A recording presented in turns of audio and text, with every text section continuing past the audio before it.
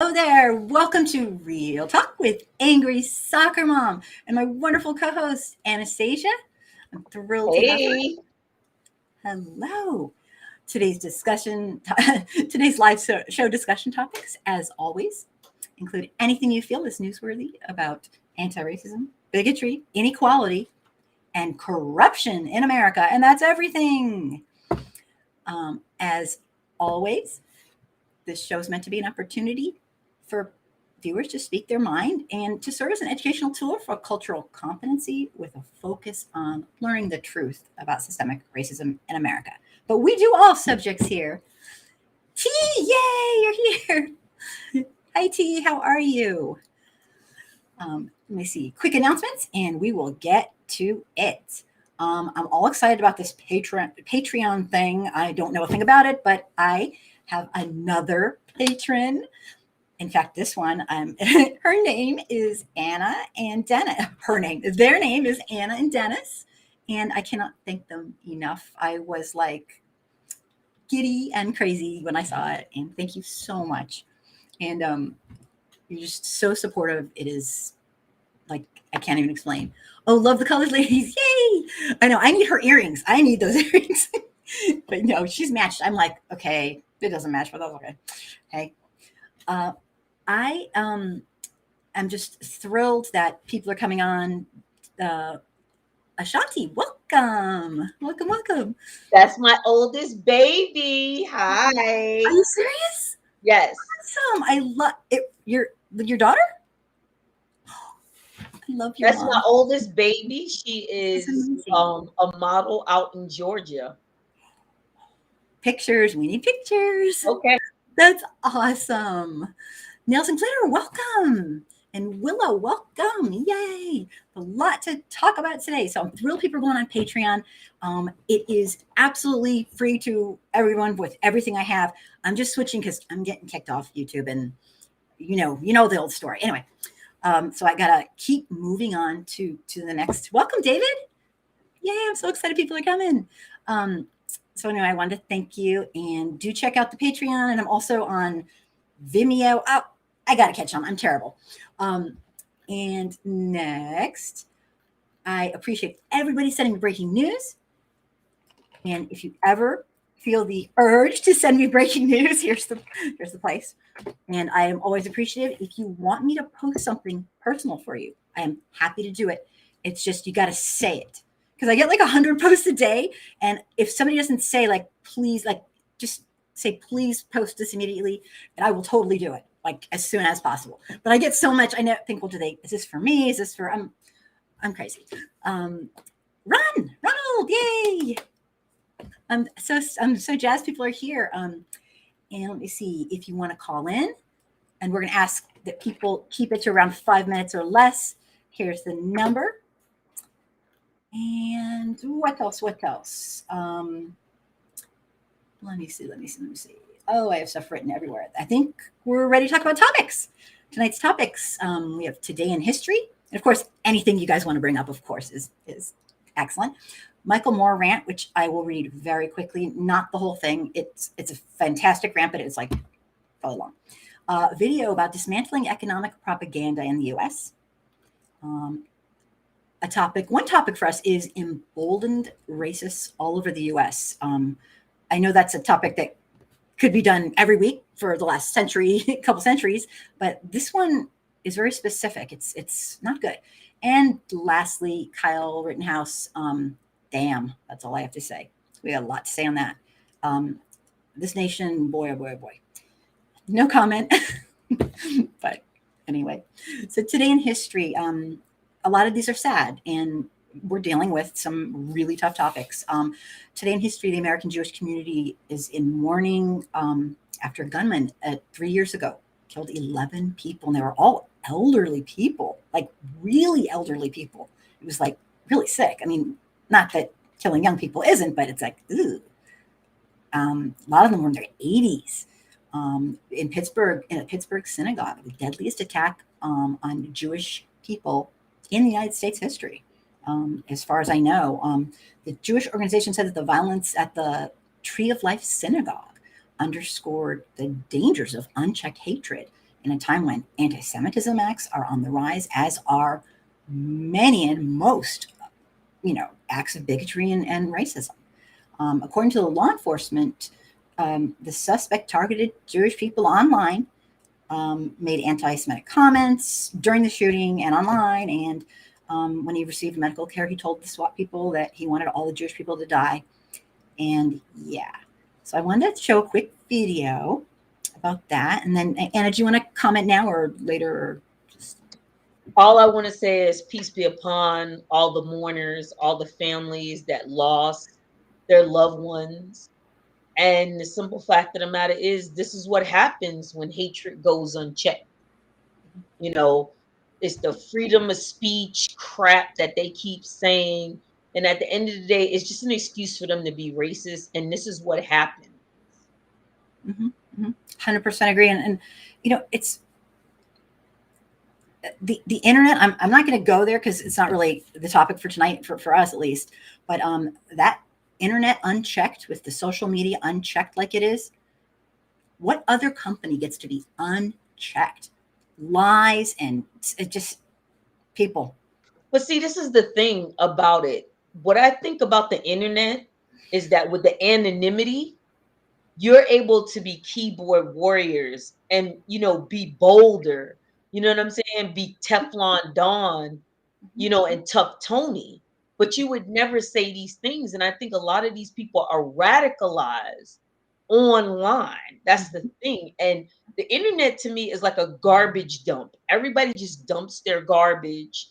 And these people that may be weak minded, these people have been fed white supremacy and, the Jewish replacement BS that they're hearing from Fox News and all these other people. It gets in their head. So what do you expect? Yeah, 100%. I have some serious issues with the just, woohoo, it's a free for all. We can lie, make it. Anyway, I won't get into that, but I'll play this and hopefully, so this is a very, very short video. Let me just grab that on there. And I take me 2 seconds here.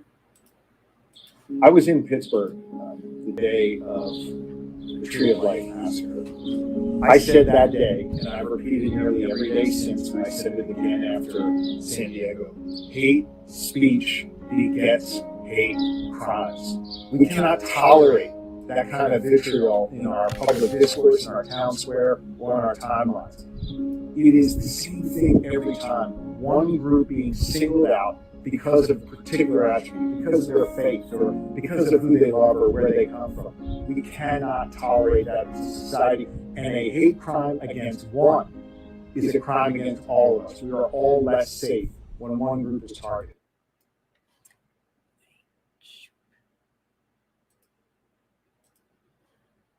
So that's a really simple message. Everybody kind of knows it, but intersectionality, if it's not your group having the horrors done to them, it'll be yours soon.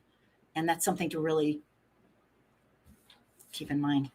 The poem first they came. Yep, Martin Niemöller. It's like a game of tag. Yep. Today it's women, tomorrow to be Muslims, the next day to be Black people, the next day to be transgender people, the next day to be disabled people, the next day to be poor people. So if you think that these people are not coming for you, they're coming for you. And the fact that we go into our own silos, because we talked about this earlier, how I feel about certain things. But at the end of the day, like I always say, if we don't hang together, we will surely hang separately. Yeah, absolutely. Great quote from one of the early revolutionaries. It's, you're so right. And what she's referencing is this, I don't want to say poem. It's a quote from Martin Niemöller, who was a German pastor who had terrible regret for not doing more when he saw what was happening in Hitler's Germany. And, by the time he wanted to make a move, it was too late. It was too late. And he had terrible regret for that. and he lived through everything, although he was imprisoned, and that's stuck in my head forever. You think this isn't about you? Oh, but it is. And the same thing you were talking about earlier about the laws, this abortion law that's going through, that's taking over women's bodies and saying, I control you now. You don't think that's going to spread to every state that possible? But that's the thing. You got to remember when it started, because what is the name of that? I think her name is Kay Ivey. She's the governor of Alabama.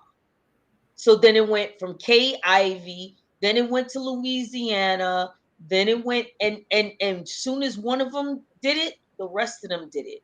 And I don't know why people think that these things, mass shootings happen every day, at least once to twice a day. Me and my husband track it. There's a tracker, but they have to shoot, I think it's 4 or more people. That's how prevalent it is. Yeah, that's the standard. 4 or more. Yeah, that's the standard. Crazy. But so the next thing I wanted to do, I thought this was so important. What did you think? You think this Michael Moore rant was pretty on target? I'm going to read it to everybody. Are you talking about the article that you sent me, or Michael Moore rant in the article? Yeah. Right. Are you going to read the whole thing? Heck no. Okay. Well, go ahead. I'll let you go ahead and do your commentary on it, and then I'll tell you what I think of it. Super. What I'm going to do is I'm going to just read parts of it, and I'm going to read it fast. So don't laugh. But I mean, I was blown away by the article because he was so spot on. It was like, people. So today I'm going to start to read a small part, and I swear this is a small part of the Michael Moore rant that I think really needs to be read. And it's about our insurrection, or our lack thereof, on the other side, so to speak. And I'm not talking Democrats per se. I'm talking about people who believe in human rights. And this is just a part of it. Please remember, it's a small part of it, and it's all about January 6th. He says, deep down, we're asking ourselves, why didn't we do this when there was a real theft of an election in November of 2000? We didn't surround the Supreme Court when we handed the White House to the man who lost. We didn't storm the Pentagon in August of 1964, and the day after Lyndon Johnson lied to the American people, telling us that the Vietnamese had attacked a ship in the Gulf of Tonkin. Last week, as Republican politicians in Texas declared their ownership of the reproduction organs of all women in Texas, we, the majority, did not rush to Austin and nonviolently encircle the state capitol building, taking down the state Texas flag and refusing to leave until they removed their filthy hands from the bodies of 173 million American women they wish to control. We are just months away from the Supreme Court's own grubby hands doing just that. And what, my friends, are we going to do about that? Says Michael Moore.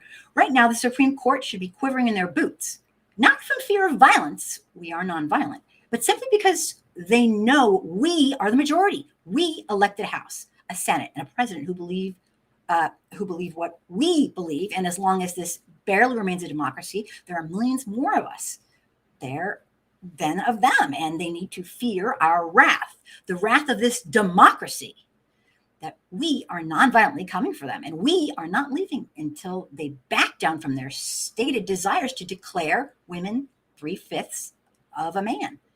And that is from Michael Moore. The National Guard and the police will not be as accommodating when the left rises up. But they don't fear us. They will not only force the majority gender to give birth, to make women reproductive slaves against their will. They and their fascist minority will continue to eliminate voting rights, suppress the votes of Black people and brown people, Hispanic Americans, force the poor to work for $7.25 an hour in 2021, force our students to be saddled with 30 years of student debt, force millions of single parents to leave a sick child at home alone because there's no daycare, and force many of you to die alone and a broken death because tens of millions of you don't have the resources to pay a goddamn specialist to heal you and let you live. Why wouldn't any of these assaults on our lives, our bodies, our children not make us get up right now and non-violently storm the Capitol? This is our life. These are our children's lives.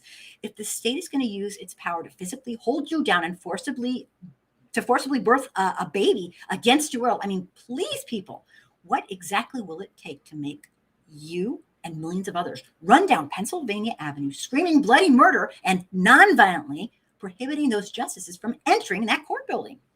He goes on to say, and I promise this is not all of it, this is a very short, tens of thousands of you have been wrongly turned away from the voting booths, stripped of your constitutional rights to elect your representative. You've been shown the door, tossed to the curb like garbage, like the garbage they say you are, he says. Why is it not your very next move, and we, our neighbors, our very next move, to put on a Viking headgear and run like wild men and women with the force of hundreds of thousands of us, non-violently storming the chambers of our state capitol and not leaving until they give us back our voting rights? We all talk a good line about climate and the environment and the destruction of our planet, but really, folks, if you truly, absolutely believe that the end of the world is near, you'd be running right now, running and screaming down the middle of the West Side Highway like your hair was on fire, on your way to Wall Street with nonviolent clubs in your hands, of course, or storming down Grand Boulevard to General Motors headquarters in Detroit to shut them the fuck down, or flying like crazy down Market Street in San Francisco to PG&E and nonviolently showing them what it would look like for their executives to be without power, or a million of us in the Potomac on anything that floats and nonviolently surrounding Joe Manchin's yacht and tow that bastard safely, of course, so he doesn't cause harm to anyone else. And that is part of his rant. And yeah, that. What say you, ma'am? So I have a couple of things to say about that. One, he keeps saying nonviolent, right? Mm-hmm. How did this country become a country? I'm pretty sure they didn't walk up nonviolently and say, King George, we chucking the deuces. That's not what happened. There was a whole war. And they always love to tell us the first person to die for the American Revolution was a black man. When we know that's not necessarily the truth about what happened. But, fairy tales. Anyway, freedom will never be given. It has to be taken. The oppressor will never freely give up anything. You understand what I'm saying?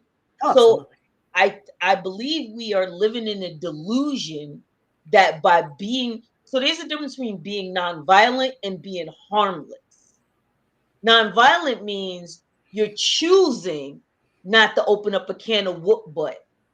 Harmless means you don't have the ability to do it. Right now, the left is very harmless. Okay?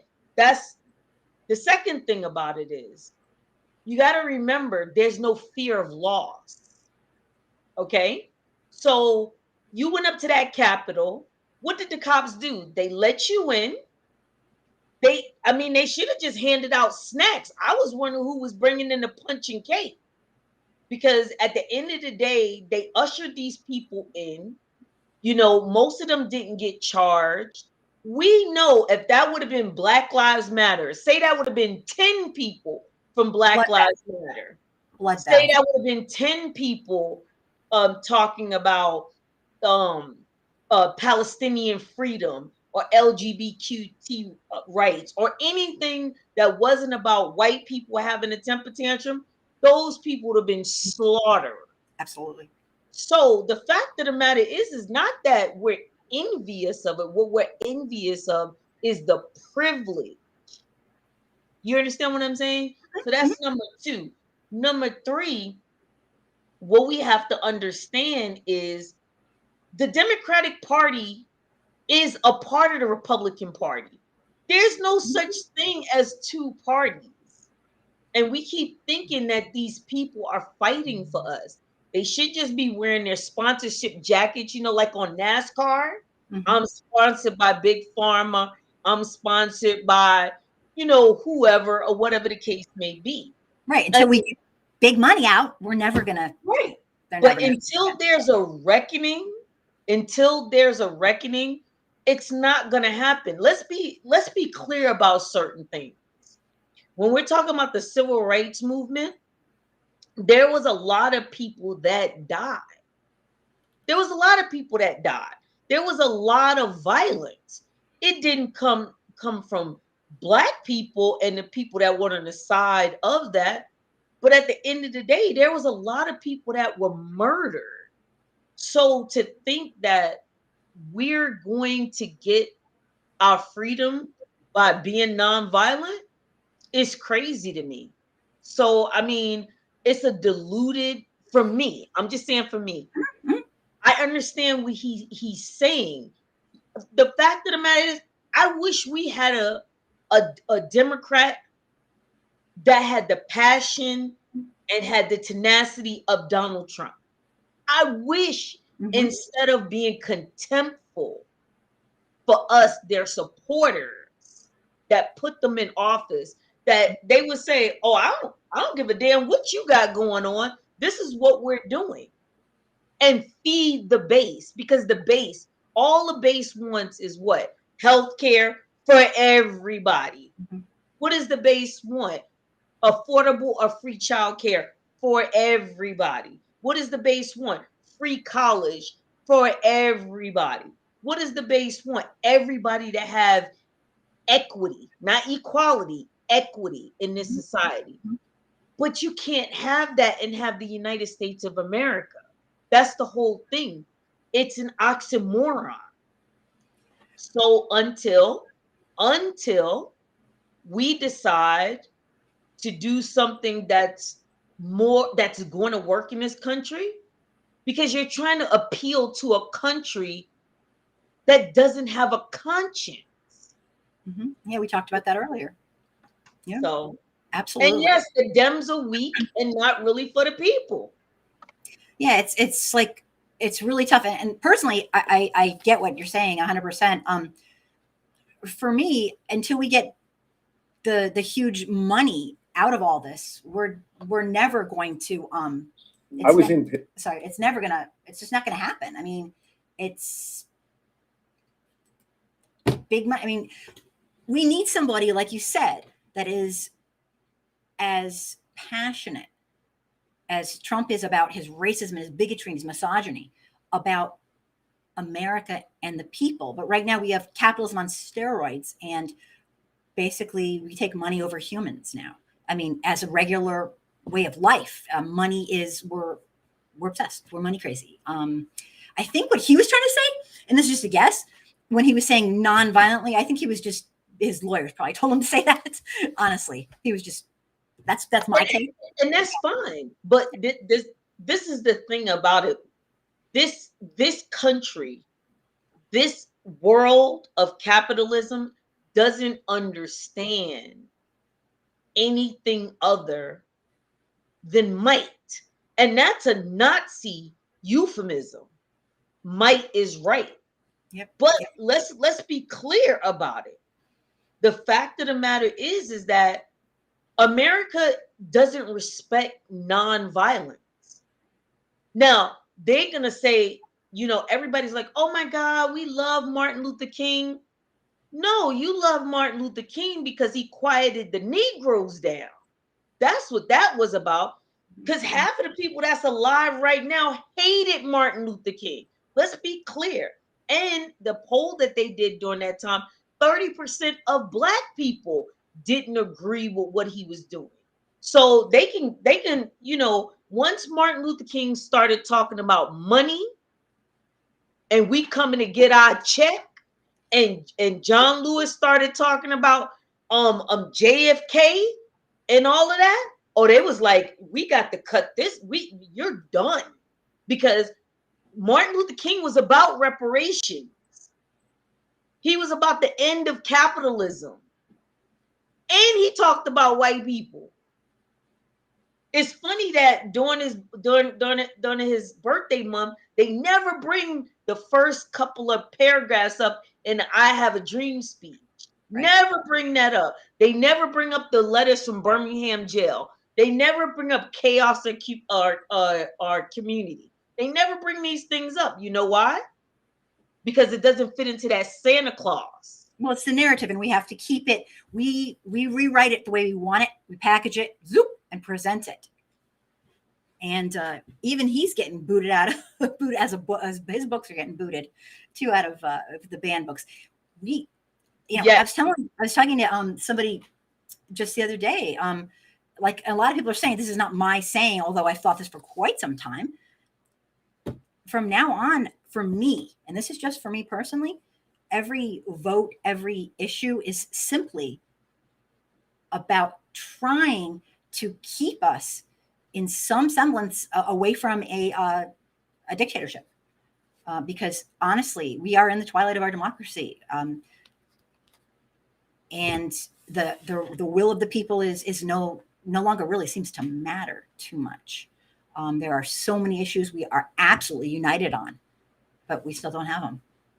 And that's we are not leading. We are absolutely trailing horrifically on so many simple areas. I mean, the death penalty, healthcare, women's equality. I mean, it's insane. It's, you know, it's not good. So I turned that. The way I look at it is, we are a failed state, and we've been a failed state for quite some time. Nobody wants to understand that empires don't fall. Like they say, Rome wasn't built in a day. It didn't fall in a day. Right. And the simple fact of the matter is that white supremacy, you know, is going to destroy this nation. Just Absolutely. like Malcolm X said when JFK was killed, assassinated. That was your chickens that came home to roost. What happened on January 6th was your chickens came home to roost. All these things going on, this unchecked, these shootings going on, Mhm. it's white supremacy that you allow to go unchecked. Yep. And they believe the lie that, wait a minute, I'm the one that's supposed to be at top. Who are these black people and these Hispanics and these Asians and these women? What are they doing? You lied to me. I'm supposed to be, you know, and so, like I said, white supremacy is going to be the end of this country. Yeah, we keep white supremacy. 100% couldn't agree more. White supremacy is what keeps us all focused on, you know, all the white people focused on blaming the wrong people for all their problems, so that we'll never unite against the real problems, which is the wealthiest elites who have taken over. And pretty much it's probably too late, quite frankly. I'm not trying to be the soothsayer of doom here, but let's be real. And we all of us white folks fell for it. Every generation. And you know what? We fell for the lie of white supremacy. And Well, you know, I mean, just like you said about the LBJ quote about, if you yep, tell the lowliest white man that he's better than the finest colored man, yep, he'll let you pick his pockets. And the simple fact, the thing about it is it's always history repeating itself. When this country, the inception of this country was for rich white men, period. The Civil War, you blamed enslaved Africans for the reason why you're poor, not looking at the plantation owners. You know, all these wars that we go to and the things that we do, and I'm not going to even say we, because we're not in France and I didn't do anything. But the simple fact of the things that they do, racism, white supremacy, all of these things are hurting white people too. mm-hmm. And the simple fact of the matter is that all they have to hold on is their whiteness. That's why I said this is desperation. Absolutely. And the thing about it is, the other thing is that what they're really scared of is revenge. Mm-hmm. Because they believe that because you did what you did to us, that we're going to do. First of all, you was too lazy to pick your own cotton. Why would I put you out in the fields anyway? And plus, you're going to burn. That's not a good. That's not really a good. You know what I'm saying? Like, I know Right. I'm being funny about it, but I'm just saying, you. Right. Why would we make you into slaves for what? That's a white person problem thing. That's not a white right. person That's problem. our shit. That's our shit. Like America has a white person problem.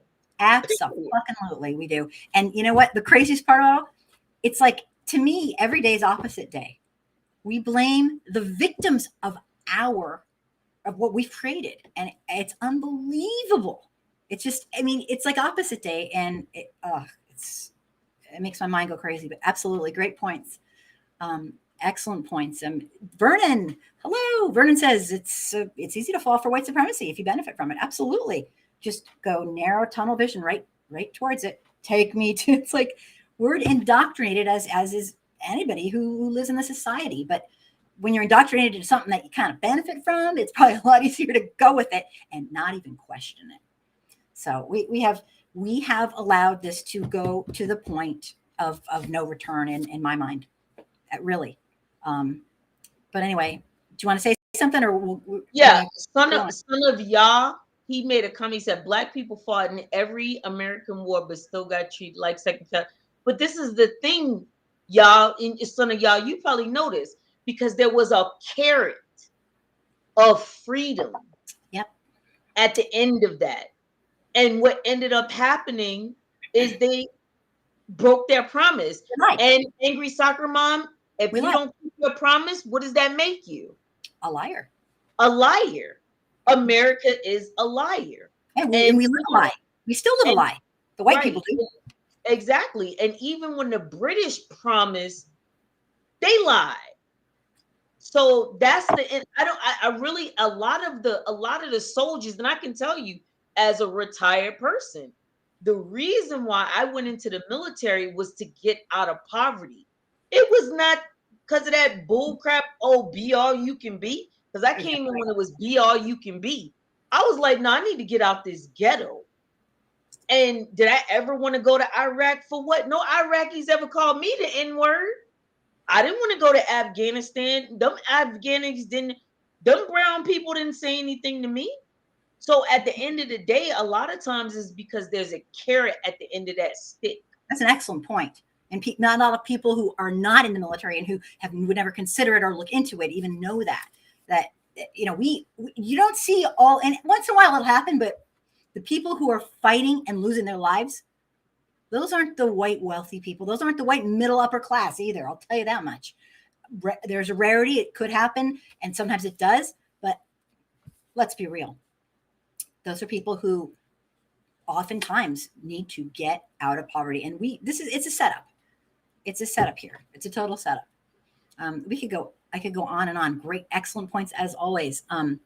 Anytime you see anything, I'm just thrilled to have people, Son of Yah is here. I'm just really, really happy to see so many people stopping by and saying hi. I hate to even say it, but the truth of the matter is, the economy and money is kind of like a boring thing, but follow the money, people. Follow the money. We are obsessed. And that's kind of like our next topic. I wanted to start by showing a quick video that it's not that quick, I lied, that debunks the lies that we believe about the U.S. economy. Now, I mean, like probably, maybe you personally don't, but white folks in general, hook, line, and sinker, we fall for this. And it's extremely important to have a clear grasp of the propaganda that's been, fed to us over and over. And our parents think it, or our kids think it. I mean, it's like, so I call this video the top ways wealthy corporations are screwing over the Americans. And unless you're one of the wealthiest elites, you too are being screwed over.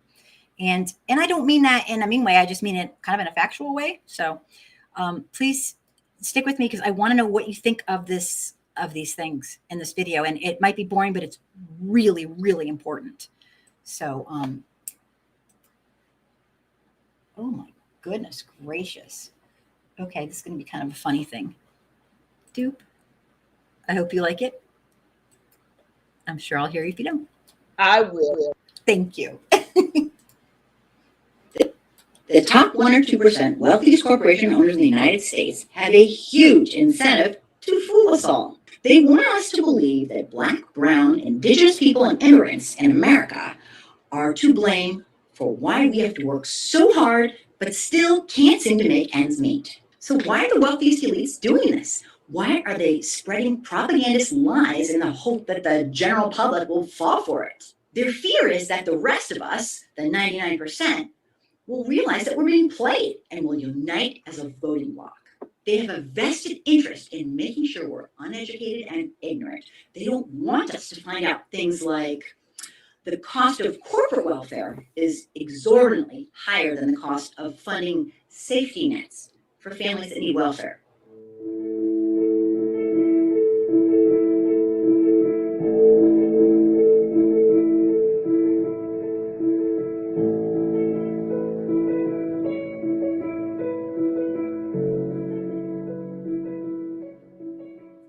So how can groups that are historically marginalized and are still being oppressed today and who hold the least amount of wealth and power be to blame for the problems we're having in America?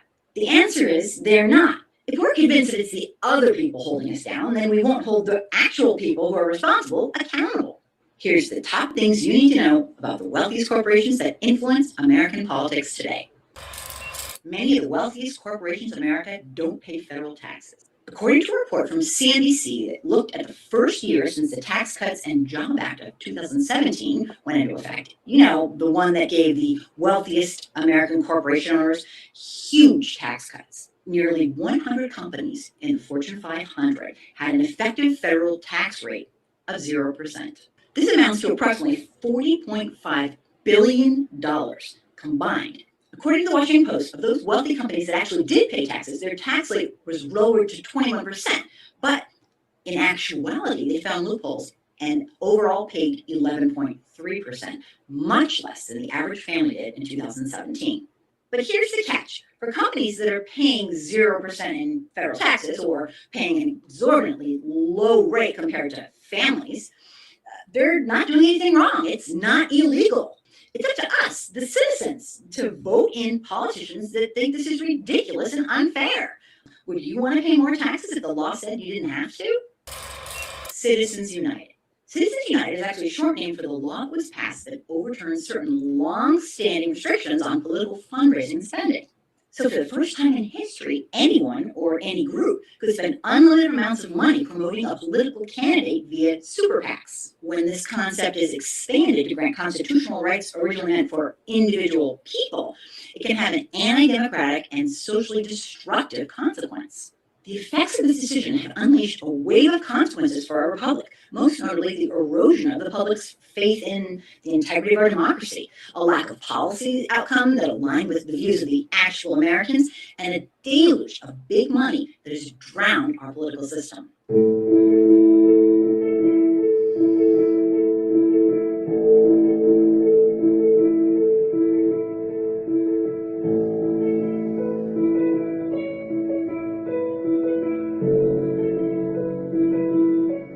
But corporations aren't people, they're businesses, and they have one goal in mind, and that's to make a profit.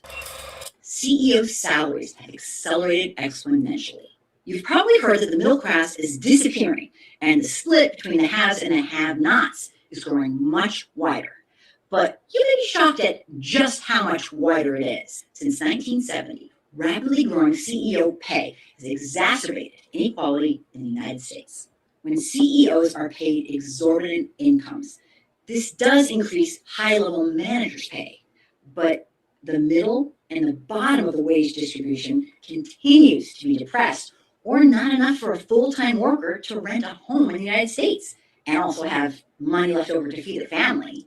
What happens is these full-time employees end up needing to use the welfare system despite working 40 to 60 hours per week.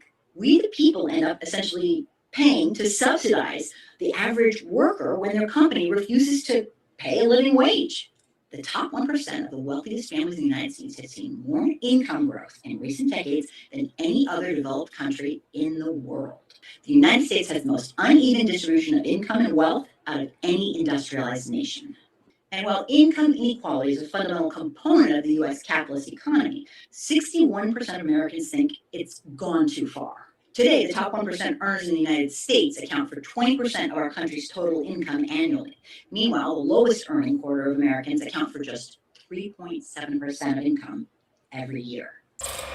Did you know that since 2002, health insurance premiums have increased 97%, or 3 times faster than wages have?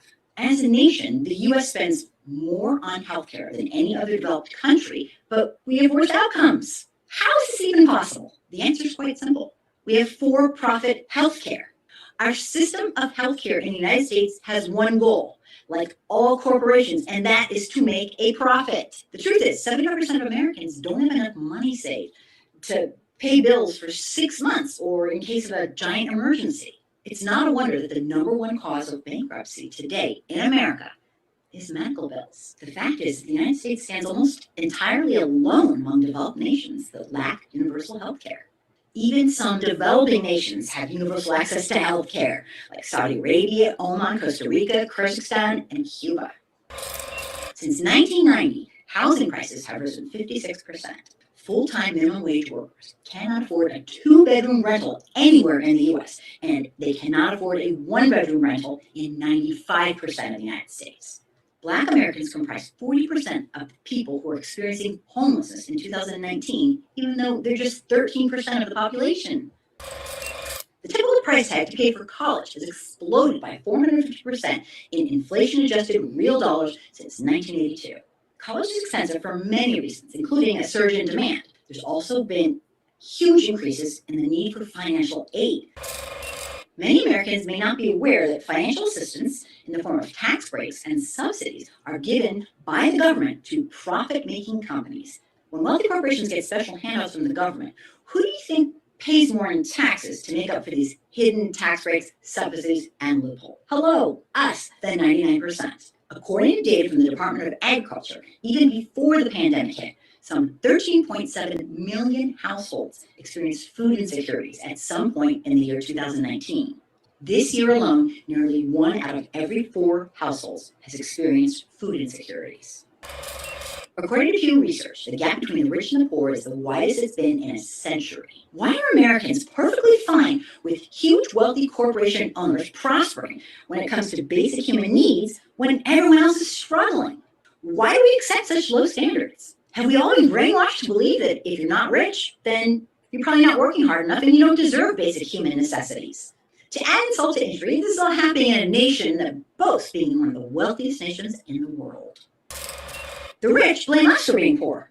They think we just don't work hard enough. Well, guess what? I blame them. Please consider subscribing. We're back. That was long. And it was a little bit of an attitude. What do you think? A lot of that stuff's boring, but boy, it's important for people to get. I mean, the thing about it is that we like to look at history in a vacuum, right? We don't want to look at, right? So you have white people, they have this alternate history, right? They take out slavery. Okay, let's take out slavery. Say that didn't happen. Fine.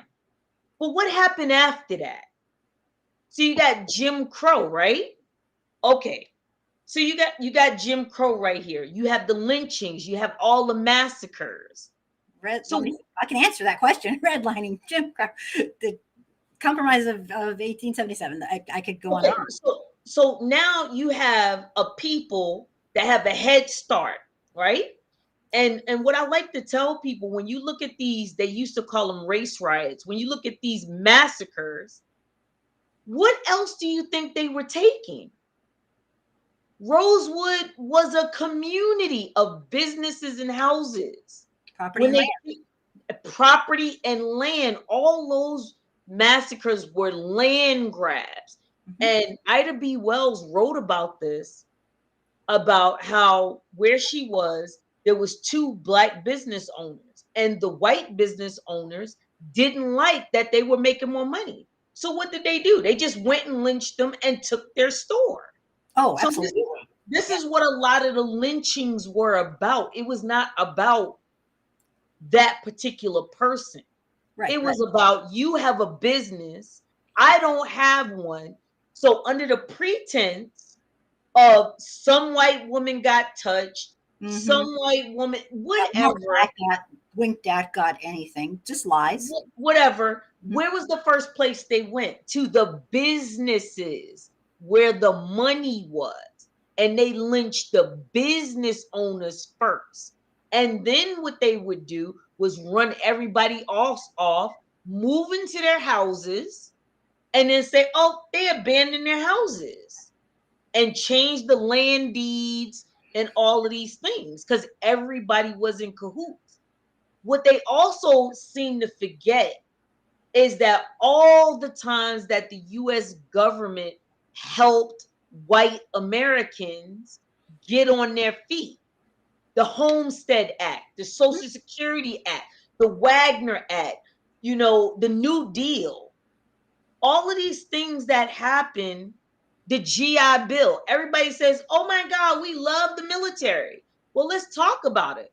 The reason why we have the new Montgomery GI Bill, and I know I've said this before, was because Black soldiers that went to war were excluded from it. I have a friend who came back from Vietnam and literally couldn't buy a freaking house. Couldn't buy a house because they didn't have the no money down secured loan, and white soldiers did.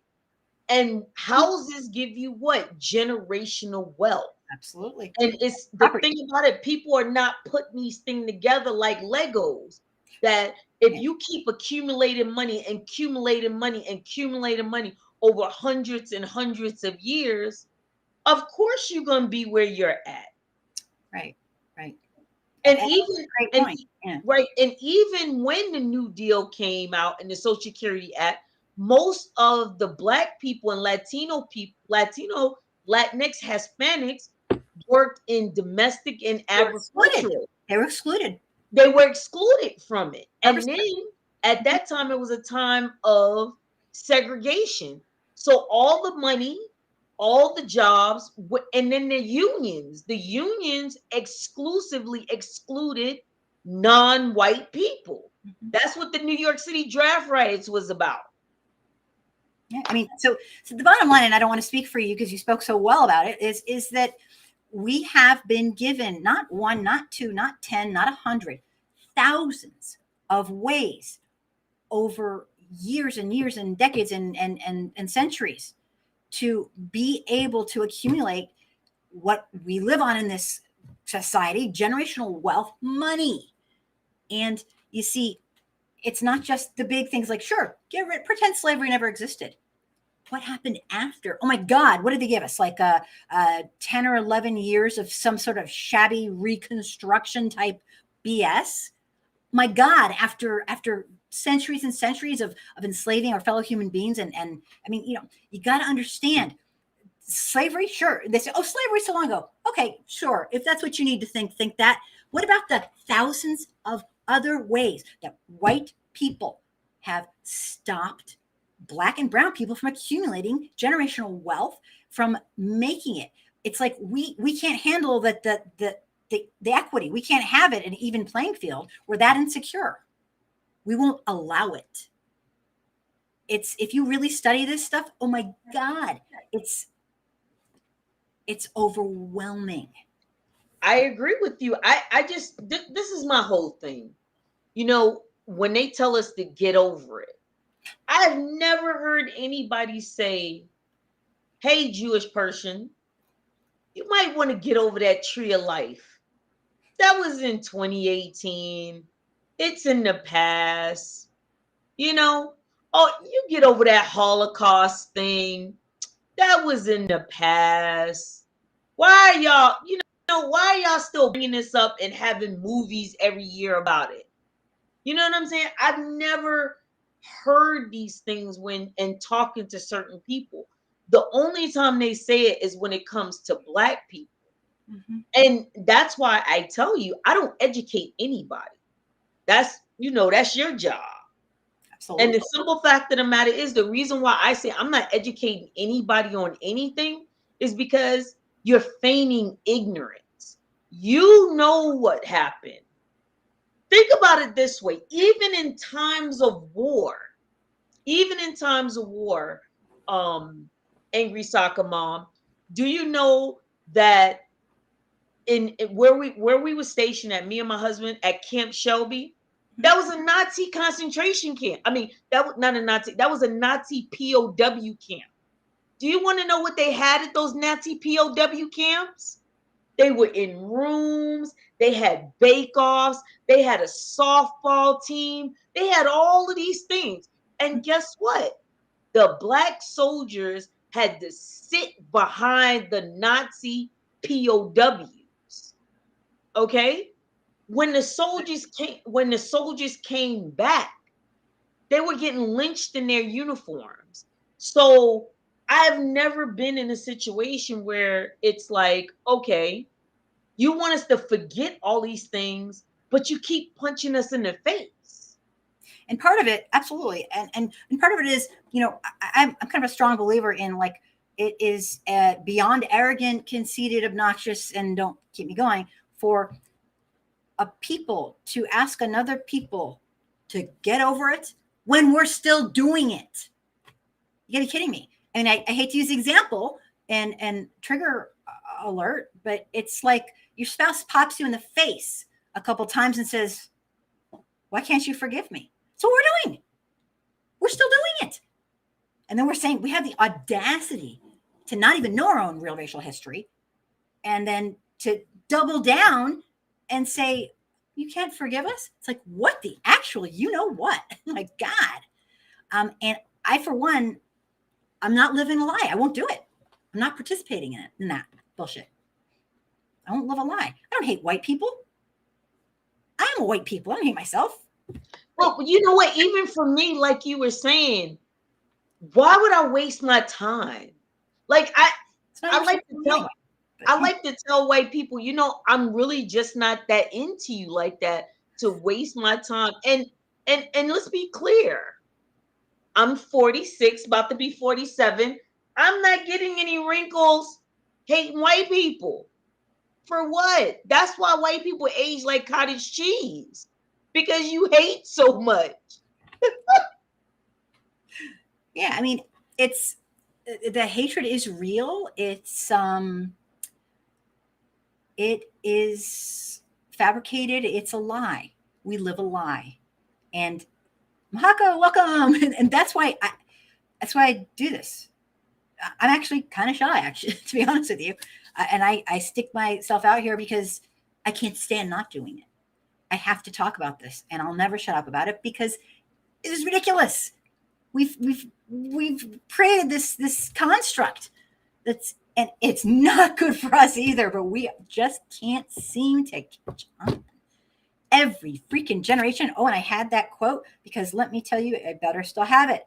It's antiquated. It's rude, for especially in today's, probably was then too, but Lyndon B. Johnson once said, and this is true, if you can convince the lowest white man he's better than the best colored man, he won't notice you're picking his pocket. Hell, give him someone to look down on, and he'll empty his pockets for you. And we're still falling for it to this day.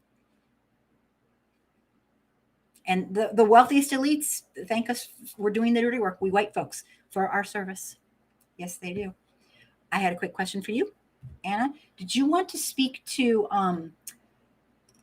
we talk about the low standards that we overall in general, the 99% seem to have for ourselves. And maybe we believe the lie about if you're not rich, you're just not working hard enough. I don't know. But this whole thing with the kids in the working, do you want to mention any of that at all? If you don't have to. I don't want to put you on the spot, but no, we're definitely talking about Wisconsin and their child. What's going on? We're definitely going to talk about Wisconsin and their child labor. So just to let y'all know, and I'm reading this from one of the papers in Wisconsin. But it says Wisconsin's child labor bill epitomizes decaying of U.S. power. Recently, a country's local legislative body approved a bill allowing 14-year-olds to work as late as 11 p.m. Now, the bill approved by Wisconsin Senate on October 20th allows 14-year-olds to work until much later than current laws allow, from 6 a.m. to 9:30 p.m. on days before a school day, and 6 a.m. to 11 p.m. when the next day isn't a school day. So I'm kind of weirded out. What does that mean? 6 a.m. to 9:30 on days before a school day. So that means what? A Sunday. So they can work Sunday from 6 a.m. to 9:30. But on Friday and Saturday, they can work from 6 a.m. to 11 p.m. Right? The U.S. remains at the bottom of the world in terms of protecting the rights of children. I'll say that again. The U.S. remains at the bottom of the world in the terms of protecting the rights of children. According to U.S. federal child labor laws, people under the age of 16 can only work between 7 a.m. and 9 p.m. from June the 1st to Labor Day, and between 7 a.m. and 7 p.m. for the rest of the year. So, now this is the tricker behind this. They don't have to pay them minimum wage because they're considered opportunity workers. If y'all look that up, look up Wisconsin Senate bill, and the Senate bill calls them opportunity workers. And you're probably saying, well, you know what? Why is that a big deal? That'll give them some structure or whatever the bull crap that you're going to say. Good. Yeah, it's going to be good. But guess who that's going to affect? Black people, minorities, indigenous people, and undocumented immigrants. Yep. Poor white people as well. Yep. And poor white people as well. So now this is the thing. They can work for 90 days straight, right? Without having to pay them the federal minimum wage, which is only which is only $7.25. So they don't have to pay them minimum wage. They can pay them $5.25, and if it's a tip, I think it's $2.45 an hour if they're a tip worker. So just understand what they're doing. Instead of giving adults a living wage or a thriving wage, health care, paid child leave and sick leave, they want your kids back in the mines with you. Yep. And if you thought of some of the stuff that I really quickly said in that video, this is exactly directly related.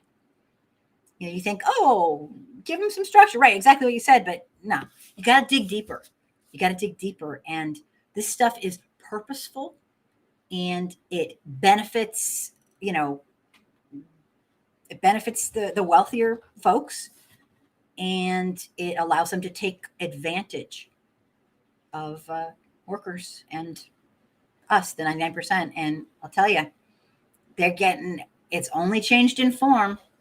Very sneaky. I mean, but it's not sneaky, because this is the thing. Boomers, the baby boomers failed us. They failed us because now you have it to where you're supposed to work till you die. Now, they're having this big thing. It's another culture war. Oh my God, why does a man need to have paternity leave? Because this is the thing. I was watching something, I think it was TYT today. I'm a real man. I don't have to stay home and help my partner, whether it's a man or a woman or, whatever the case may be. But the corporations benefit, because now you're still at work and they ain't got to pay you anything. Now you've alienated yourself from the mother or, your partner, whoever with the child, and you've alienated yourself from the child. When I was pregnant with my twins, do you understand? They would be up 24 hours. And I'm going to tell you how. One would be asleep, the other one would be up. Then the other one would go to sleep. I literally had a nanny for me. because they weren't given paternity leave at that time. So I had to have a nanny for me so I could get sleep during the day. If my ex-husband was able to get paternity leave, that would have made it easier on me and more of a bond with his child, with his children, Right. you know? But then you go to people like Joe Rogan, that's like, there's no free money. The hell if it ain't. The hell if it ain't. It's for rich people. Yeah. But hey, if there's a war or a wealthy corporation that doesn't want to pay taxes or pay their fair share, there is suddenly money. Do you know how fast? Oh, go ahead. Go ahead. And Joe Rogan was saying this. Wait a minute, Joe. You were a comedian. You did Fear Factor. You work on a podcast. What are you talking about, sir? Make it make sense. I mean, Denzel Washington said this one time. He was like, why don't y'all stop acting like acting is hard? You have a blessing. You have a podcast. People want to listen to you being a dummy, being misogynistic, being racist, being an idiot. People don't get paid millions of dollars. Meghan McCain, she said, oh, I didn't know how bad it was until I had my own baby. And women should get maternity leave. So it took for you to have a baby to empathize with other people. Vicarious learning. No vicarious learning. No vicarious learning. And this is who these people are. And this is who these people, these smooth brain people are listening to. It's kind of sad. But all right. Thank you for sharing that, because I think that's something that the reason I said it was sneaky is because you really do have to dig deeper. And that's not something we do on the internet. We don't dig deep. We just say, oh, yeah, oh, okay. We don't dig deep. Once you dig deep, you get the real scoop. But it takes work. And a lot of us are working so damn hard to make ends meet, we don't have time to do this. So that's why we're here. No, I'm just kidding. We want to dig deep and really find out what is this really about. So. And just to let you know, supporters of the bill, this is what they say it could help plug the state's labor shortage. So you know that meme. So you listen. So you know that meme you've probably seen is where the guy's at the bottom of the steps. He has one foot at the bottom and his foot to the all the way up to the top step. So they skip giving a thriving wage. They skip giving paid leave or paternity leave. They skip giving health care. Now we just gonna put the kids to work. They just can't pay people a living freaking wage to save their life. They just can't do it. It's unbelievable. I was just looking really quickly for I had this little meme that was so perfect, exactly what you're saying, but I thought I was putting too much, so I took it away. Probably can't find it right now, but it basically the BS. We can't find workers. No, you can't find workers who want to work for you because you won't pay a living wage. They'd rather make a couple billion more. Let's be real about this. So, all right. The next topic has to do that we've come up with is emboldening racists and bigots. And next, I wanted to just discuss for a little bit, and I hope we can get everyone involved. Some cases that have been coming up this week and every week and the week before and the week before and the week before, but examples of this pinpointed aggression of white folks regarding being entitled. And there were a couple of cases that, you might not have seen them in the news because they weren't huge cases. Yet here they're like the bee bites you talk about, Anna, all over the place. There were 3 or 4 of them that I was going to ask Anna to speak of. The first one, the neighbors calling the police. You want to start with? Which one? Which one? It's such a wealth of white privilege, and Karenosity and Caucasity. Mm-hmm. But the first one I'll talk about is that it's a video on Facebook, and it's under the moniker When Karens Go Wild. Remember the Girls Gone Wild? Was Karens Gone Wild on Facebook. in this particular case, it's the cop, it's one family, it's another family, and the family are at their house. So the neighbors called the cops on the family because their blinds were halfway down. So In of their course, house. Yeah, in their own house. right. Mind you. So the one family said, well, can you just pull your blinds up or leave them all the way down? Because if you have them halfway, it looks like somebody from your house is peeping into us in our backyard. Like And tough so, shit, right? It's like, yeah, so I'm sitting here like, what the hell? are you for real, for real? So you call the cops on this family because they're blinds. So now the family, they all look white passing. So they don't, they look white passing. It's hard So I'm looking at them and I'm like, are y'all serious? Like a lot of these Karens, you're not working enough. Clearly you need another job. you get some Because time on minding your business is free, but they're hiring. Just mind your business. You got too much time on your hands. Right. Yeah, you got too much time in your hands. So, and you know what? I'm gonna tell you a story. This is funny. Me and my husband, when it was warmer, we used to go walking, right? And I've noticed this, and I don't know, people that are out there, let me know if you've seen this. Where you're going in your neighborhood, and especially if you live in a white neighborhood, they always have their drapes up. I mean, literally, when we was in Mississippi, you could sit outside and watch these people TV. And I'm like, why do you have your blinds open like that? Like, I mean, it's none of my business. I'm not gonna go knock on their door like, excuse me, Becky, Karen, Gertrude, Molly. Could you close your blinds? Nobody wants to see that. Nobody. Close blinds, right? But I've noticed, and I always ask my husband, why do these white people leave their blinds open like that? But anyway, so they called the cops because the blinds was halfway. Come to find out, it's the kids' room. It's the kids' room. So they was like, well, can you tell your 15-year-old to either pull the blinds all the way up so we can see who's in the window, or pull them all the way down so we'll know he's not looking at us? What entitlement? The cop was like, yeah, the cop was like, this is a complete waste of time. And this is my whole thing. You now imagine if that was a black and white family, because both of the families were white passing. And what happened was, I guess they had dogs or something before, and they had been to court, and the family got fined. Dog issue. So they wasn't on good terms anyway. But I'm like, Becky, Chad, and if you looked at the video, seriously, why don't you go take a walk?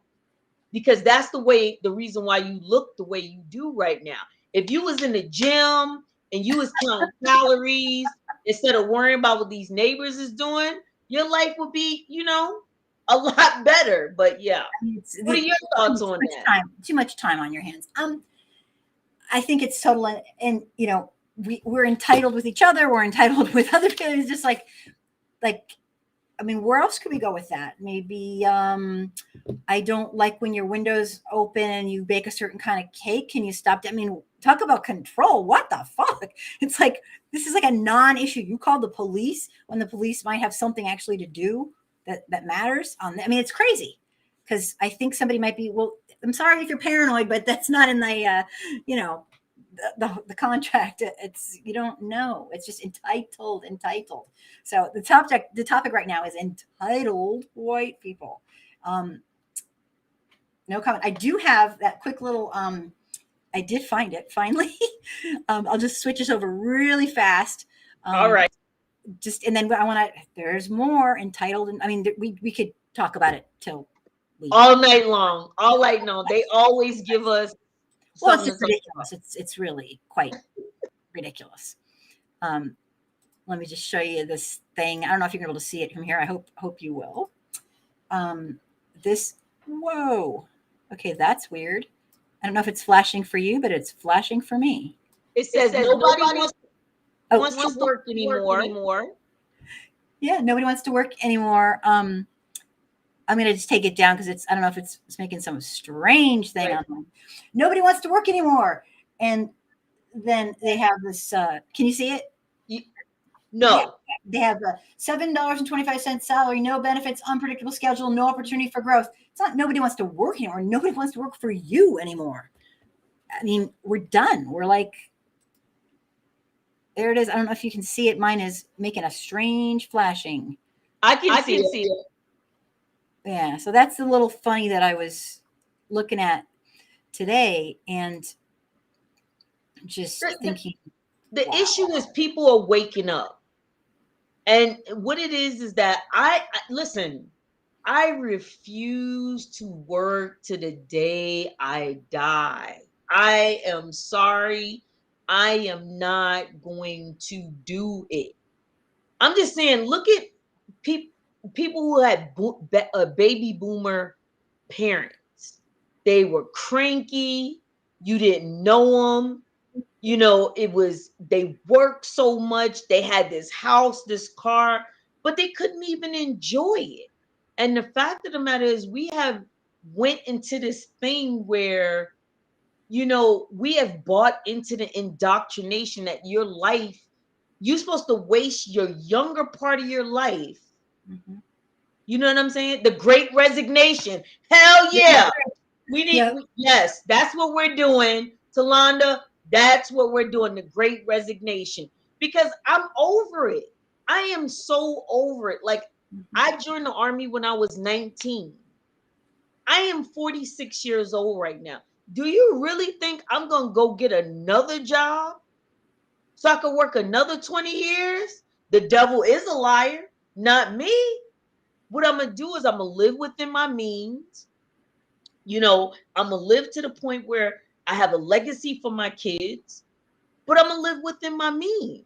So at the end of the day, I can spend time with my kids. I'm not broken up, bent over, can't play with them or do anything. I'm on crutches or in a hover round. Well, the American dream's a lie, and we're all catching on to it.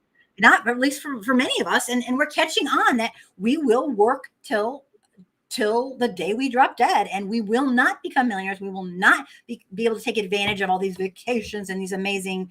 When people talk about stuff like that, I'm like, are you kidding me? Most Americans don't even go on vacation, and that's the sad thing about it. Europeans and other people from different countries, they work so they can go on vacation.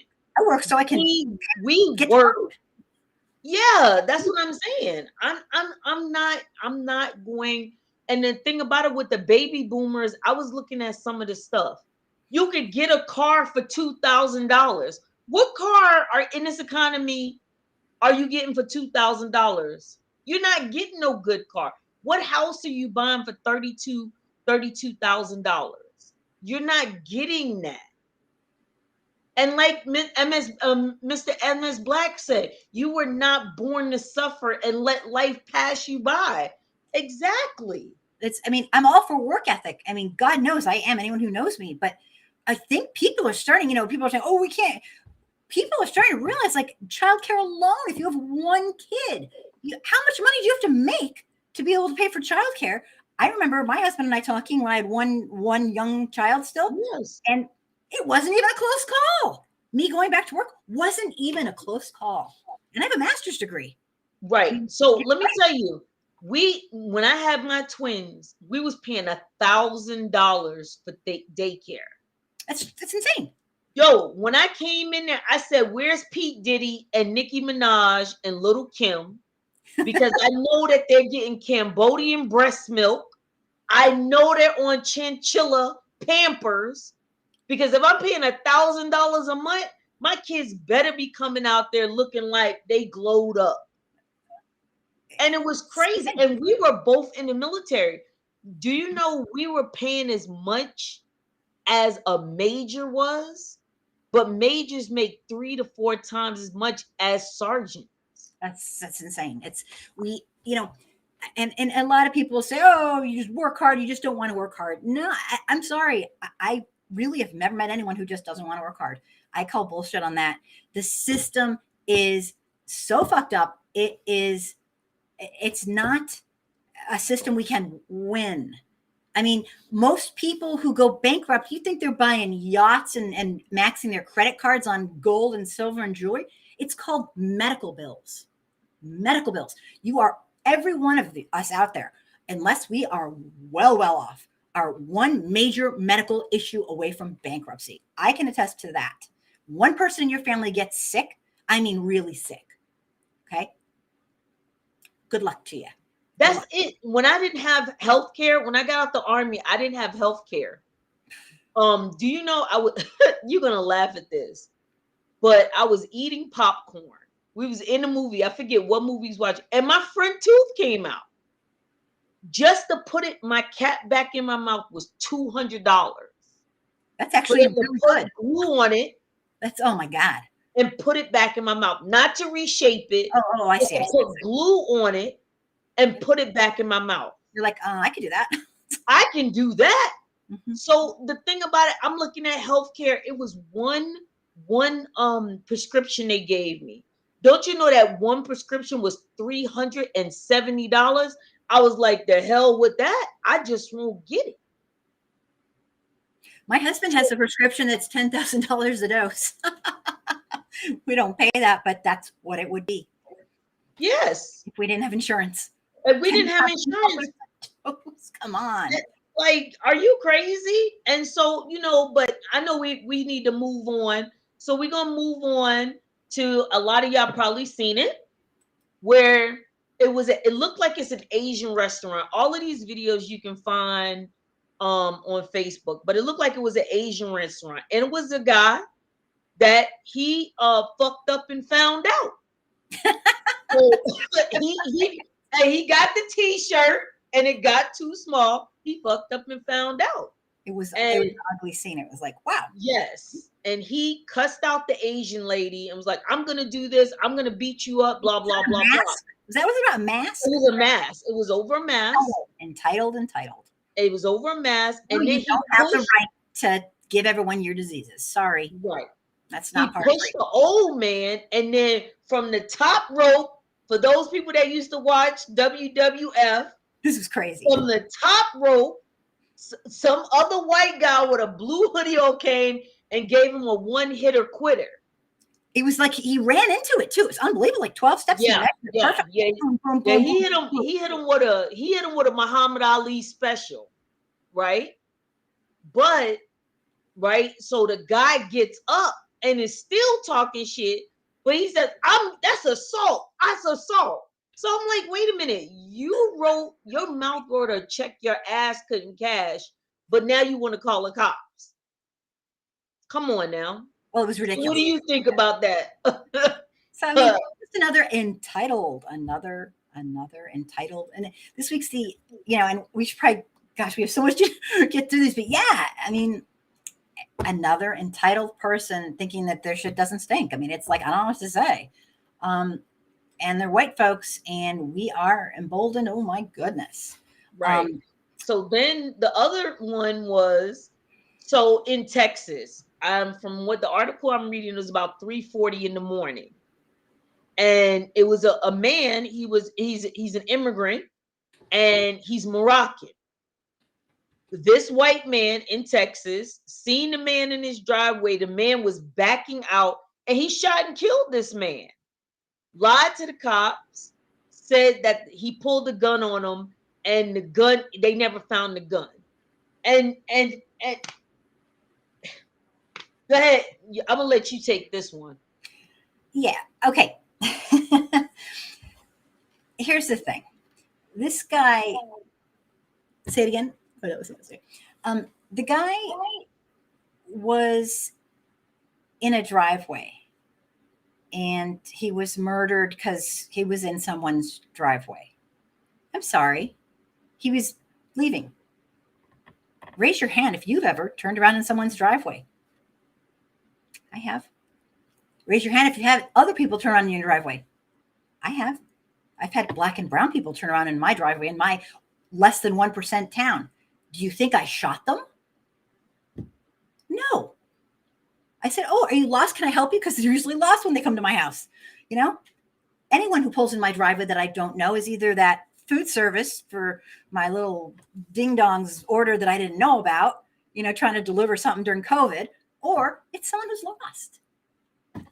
Somebody up my pristine little white neighborhood broke down their car, and their car was like a mess.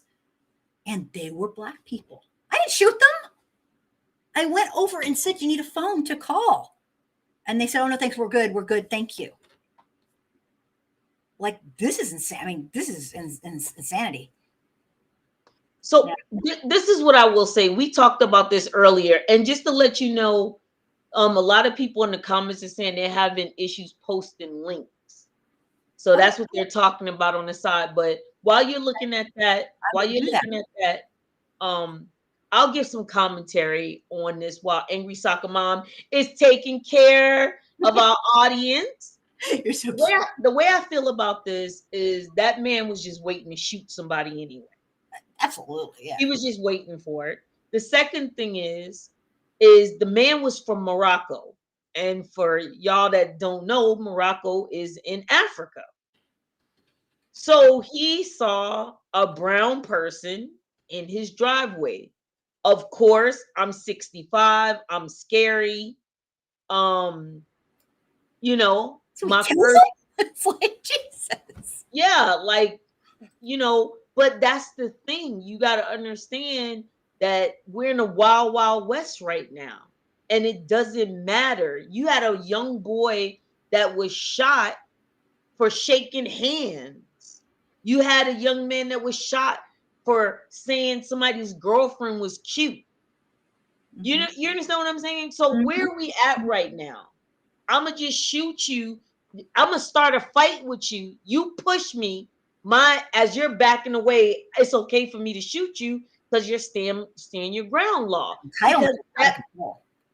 It's just out of control. And so this is what I say. This is what I say to people, because of course, I'm not going to talk in depth about it because I'm in mixed company. But what I will say is when I tell people certain things, if you are a dark-skinned person, or if you're from the continent of Africa, you are from the Caribbean, you are from all these other places. When they see a brown or a Black face, they're not going to ask, hey, are you a regular Black person or are you from somewhere else? You know what they're going to do? They're going to treat you the same way they treat us, which is, I'm scared, so I'm going to assault you. I'm going to shoot you. My fear matters more than your life. My fear matters more than your life. My fear matters more than your life, and they're not going to ask any questions. So the thing about it, just like I told you the story about when I was in Louisiana, and the Haitian man told me that I'm not his people. See how that works for you in this country, because they don't care that you're from Haiti. As y'all can see, they're not even going to ask. They're not going to ask. They're going to see brown skin, and they're going to say, "I'm afraid," and that's it. My life, and do what I got to do. It's that kind of lack of sisterhood and brotherhood is really sad to me. And what do I have to say about that? I mean, white people, we can't figure it out. It's not good. So Nails and Glitter is saying she can't post links, and I can tell you, I tried to post some of the links too, and I couldn't post any of the links either. How come I can post links? Is there something going on? Because this is your show. You're in charge. You're in charge. Oh, right. I was like, what? Well, how can you know what? I honestly, being the completely illiterate, technologically illiterate, I don't know how to stop that. Right. So I apologize. I could look into it, but I'll be gone a long time. Right. I'm so sorry. It's my channel. I know. I don't know how to on this new system. How to post links. Now I'm not sure. Do better. Has it been a problem every time? Yeah, well, no. This is the first time because I tried to post some links too, and I posted like 4 or 5 links, and it never came up. I thought maybe because when StreamYard you have to share it. But if that's not the case, maybe they could just go to your Facebook page and post the links or whatever. She said it's the settings. You can change it later. That's what I was saying. Don't worry about I it. apologize. Yeah, I don't know how to. Don't worry about it. Interesting. Don't worry I about gotcha. Because I'm like, I posted like it's because it's my page. Yeah, it's letting me, but it's not. Oh, I'm so sorry because I love people posting links. That's like huge. Please accept my sincere apology.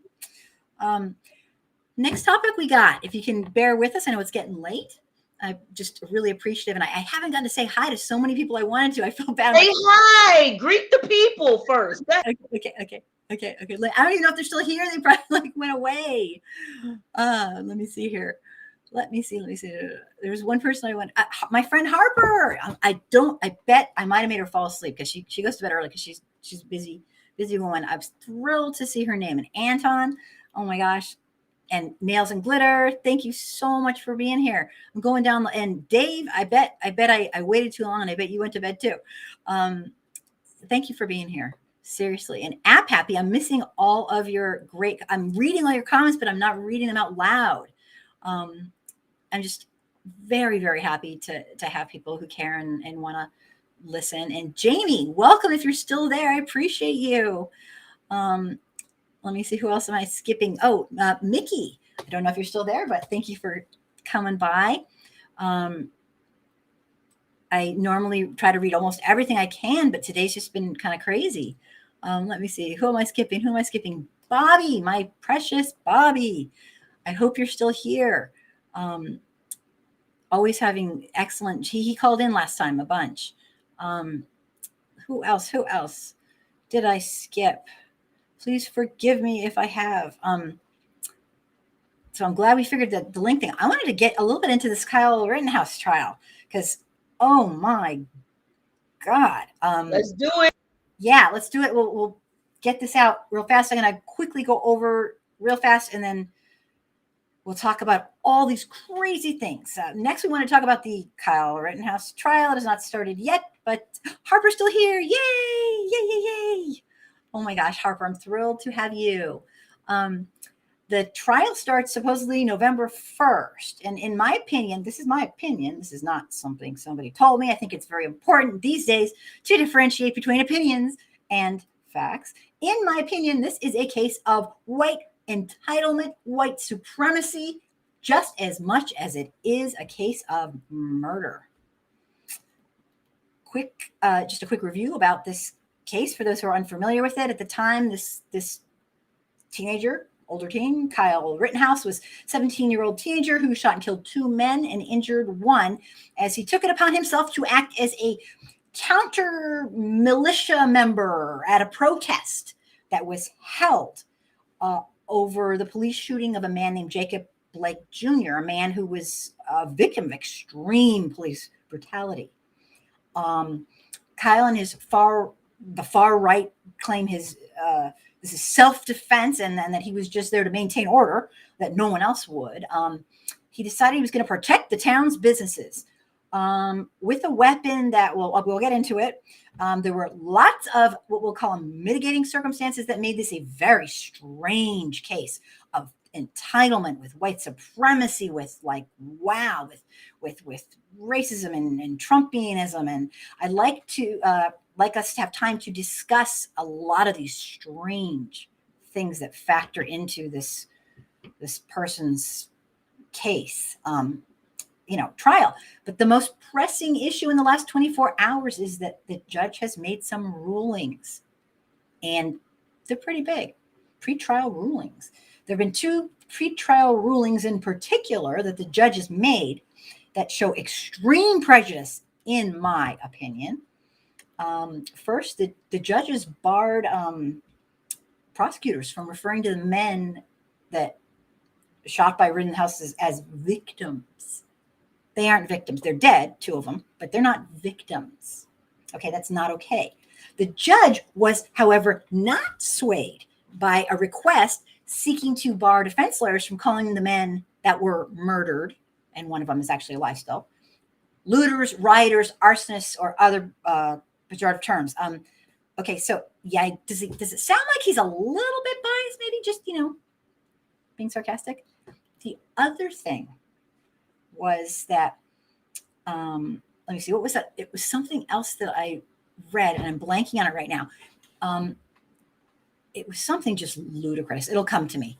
Some other very it was that they're not allowed to refer to him or mention anything about his white supremacy group ties. It's like, that's what this is about, for the love of God. So that's what it was. I was trying to remember. I mean, this judge, why doesn't this judge just go buy him a hamburger at one of those fast food places and pat him on the tush and send him on his way? Because clearly he thinks it's okay that he murdered 2 people and harmed another person.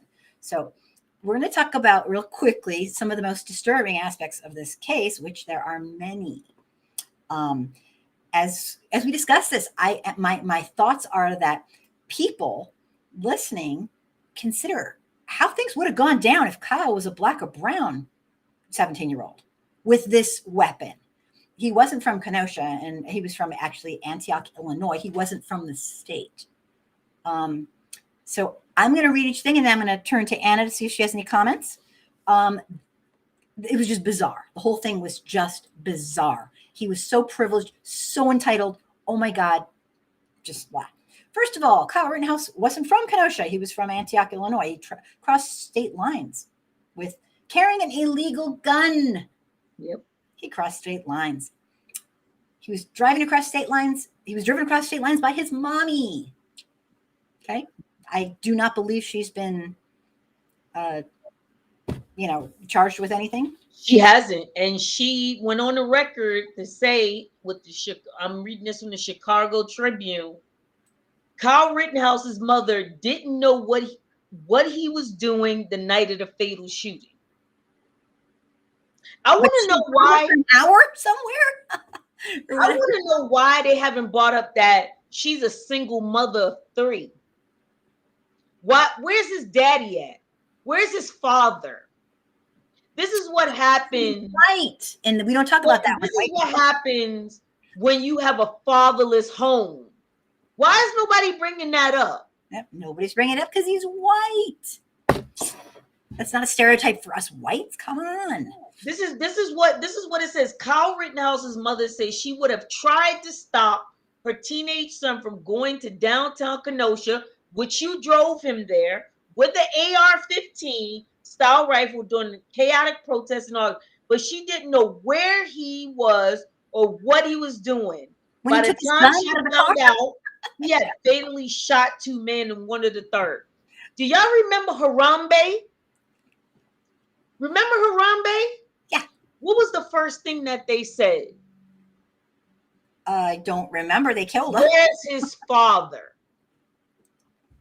Where's his father? Mm-hmm. Of course. If that mother would have been paying attention, if the father was around, he wouldn't have fell in there and we wouldn't have to kill this gorilla. Of course. Double standard, triple standard, quadruple standard. Point taken. So he actually took the gun out of the car and said, "Bye, Mom." And she was like, "I don't know what he's doing." Come on. Nobody. It's a big ass gun. It's not like, sorry. I call bullshit on that in a very easy way. So she drove him over state lines. The weapon was illegal in Wisconsin, and due to his age, he couldn't even buy it for himself. Okay. The question of the purchase of this firearm, supposedly he used his unemployment money from the CARES Act to buy the gun, which brings us to a whole nother side subject. Do you want to talk about it, or should I? I mean, first of all, Mr.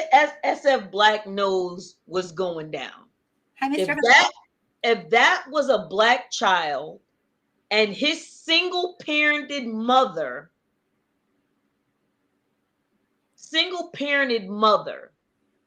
would have drove him across state lines to shoot some KKK members, and he used his CARES Act unemployment money to buy some Jordans, do you not think that we would have heard about that? Absolutely. We have double standards. We judge. They were, and there's historical, I won't even get into the historical reasons that sometimes people who are black and brown end up spending a little bit more than their average white person on certain, and there's historical reasons for it that make sense, in-depth reasons. But oh no, we judge. Because you know what? It keeps us racist. It backs our racism. It makes us happy. But can I add in what Yes. his mother said? No one should have been there, she said. The protesters should not have been there also. My son shouldn't have been there either. So the protesters shouldn't have been there. They're to blame, of course. Because if the protesters wasn't there, he wouldn't have got his gun like a bootleg ass Lone Ranger, which is based off a black man anyway, Bass Reeves, and took his little raggedy butt out there. Yes, what I really want people to understand is that think about if Kyle Rittenhouse was a black person doing this. No, you can't even imagine, can you? Can't even imagine. He would have been dead so damn fast. Wouldn't have known. I mean, you guys, this is, and I'm not saying that they should have killed him, but what I am saying is this is all about entitlement, white supremacy, racism, times 10. There's more. Do you want to add anything, or I have more? And I'm sure. No, it's more. Keep going. Trump folks paid for his bond with the GoFundMe. They got him out, including a large sum from Trump's friend, Mr. Pillow. Like this became like political. Like we're going to get this guy out. He murdered 2 people who dared to protest. For Ricky Schroeder, Silver Spoons. Yeah. I used to watch that show. Are you for real, dude? Are you for real? Ricky Schroeder, you're for real though? Silver Spoons, you for real? That's what you want to be attached to? A white supremacist. A white supremacist. Go ahead, there's more. Oh yeah. The guy wanted to be a police officer. He was caught doing the kid was caught. I say the kid, he's 17, he's 18 now. He was caught at a bar doing white supremacy signs with the Proud Boys. And his mother was there and he was drinking. And he was, I mean, this is not like a tough call here, people. This is ridiculous. That's what it is. It's just ridiculous. So at some point after posting bail, the officials couldn't find him. Okay. He posted this gazillion-dollar bail from all these, these people who just wanted to back him, encourage him. And he was told to be in a particular place in a certain jurisdiction. It's not a free-for-all. When you go on bail, you can't just do what you want. And he broke that rule, but he was never taken back to jail. Nope. They said he was afraid and he didn't know where to go and he was afraid people would do something to him. So he broke the bail rules, but that didn't matter because he's a white kid, Yep. Yes. All day. During this time acting as militia police, he's running all around with this giant gun. Police drove right by him with the gun after they heard shots fired. They waved him on. Yeah. They waved them on. And I think from what I understand, they gave him water or something like that. Was like, thank you. That was next. Police supposedly gave him water and thanked him for helping. And I believe that was before he actually shot people. I do not know. Do not quote me. Thank you. So he had the woohoo high five from the police. 17-year-old kid running around with this. Was it a semi-automatic weapon? I don't have my article. An AR-15 style weapon. What are those considered? I don't know. But let me read this to you. What his mama said again. Now imagine if this was a black woman saying this. As Wendy Rittenhouse and her son's attorney try to raise money for both his release and legal defense fund, she scoffed at the suggestion that her son could flee the area before trial. I have $1.20 in my account, she said. You think I can get on a plane? However, she has received a substantial amount of money in donations. 2 organizations, one that supports gun rights and another that backs militias across the country, have given a combined $100,000 to help with personal expenses. Pierce said, He told the Tribune that she has complete control of the money, which is she's using to pay her bills while on leave from her job, living in an undisclosed location. Remember you talked about that? A legal defense fund has raised $2 million. And they said they hope they raise millions more. Individual online fundraising campaigns on behalf of those shot raised about 250,000 combined. So the people that were killed and shot, 250,000. Kyle Rittenhouse and his mama, 2 million. Because white supremacy. White supremacy. White supremacy. He was the last point I have, and I'm sure there are tons of others that I'm skipping, but he was allowed to go home. He drove home that night. He drove home that night. Yep. Bye. Go ahead. Cross state lines again. Bring your big old weapon. You get to go home and sleep in your own bed. 2 people are dead on the ground. 1 person's injured. But no worries. You get to go home. I'm sorry. This is, I've read a couple of articles today on this, and a lot of folks are saying he's going to get off. Be ready for it. He will be getting off. I don't know what to say. I don't know the law well enough to understand, or speak to it, but I can speak to the incredible entitled white supremacy, privileged. This is ridiculous. I mean, the thing about it is, remember the kid that he shot somebody in the school just recently? I guess he was being bullied, the black kid that was being bullied. Oh, they was mad he got out of jail.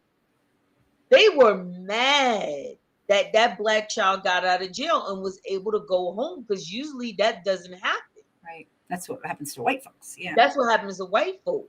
Yeah. And so to end my commentary on this is that you can't reform a rotten tree.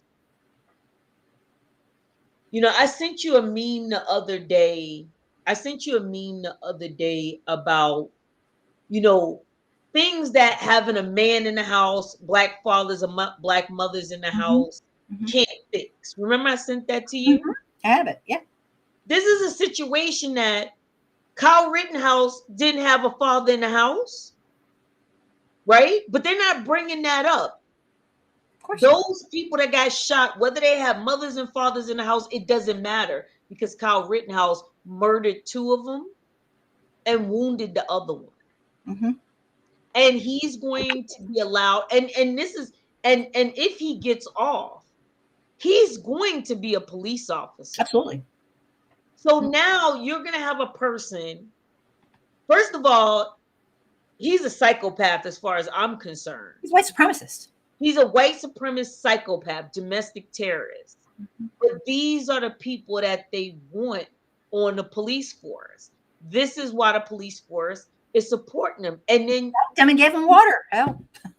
That's what I'm saying. And you wonder why we say defund the police or abolish the police? Because how many Kyle Rittenhouses are there on the force now? By definition, pretty much almost everybody. Because if they're not doing the crime, they're watching someone do it and they're keeping their mouth shut. Ba-dum-tsh. Sorry, I hate to say it, but I'm just being real.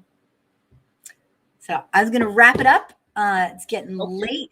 Anastasia, I can never thank you enough. You are wonderful. I have just so much fun having you. I'm so thrilled that you're going to be on here and around. The audience has been amazing. And Mahako, no, I have not.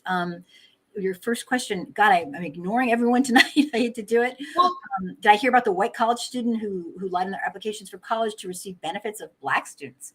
I did not, but if only you can text me, I'd love to read about that.